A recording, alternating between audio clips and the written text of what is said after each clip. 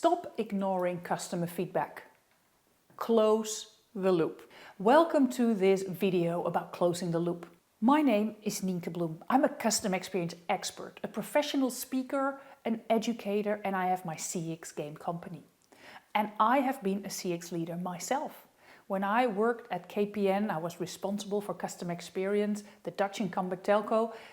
We really cared about our customers from our team, but we had work to do because our NPS was -14.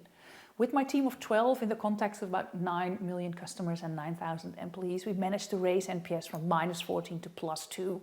And I've got some great examples that I can share how we closed the loop and where we had some big issues with it, what was really troublesome.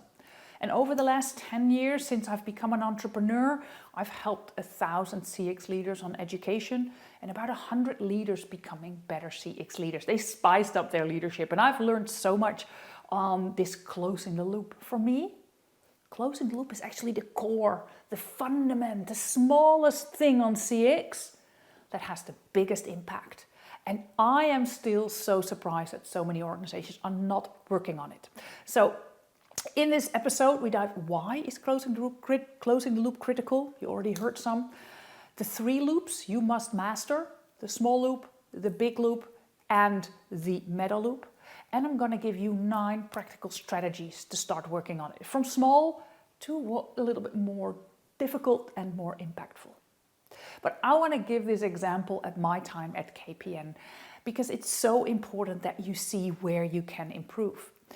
When I was at KPN, one of the things we saw in our contact center NPS, we saw that one of the elements that our customers gave to us, this is the closing the big loop, closing on friction hunting. We saw that they said, you know what we don't like? That your contact center is only open between 9 to 5 and that it costs money where you have to wait. And at that time, you have to know that our contact center was open 24/7 and it was free. So our marketing director, he was just furious. He said, well, our customers, they're stupid and they're dumb. By the way, that's never a good thing, but that happened at the time. And that might be sentiment that's in your company too. But what we said, what can we do? We came up with improvement. What could we do to improve this? And what we did is we changed the IVR. When people called in, we say, welcome to the KPN contact center. This contact center number is free and we're open 24/7. And you know what happened? It increased our contact center NPS by 3 points. Just a small little improvement. Listening, improving.